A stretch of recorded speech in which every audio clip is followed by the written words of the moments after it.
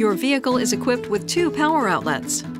One is located beneath this lid on the center console, and the other is located in the center console storage box.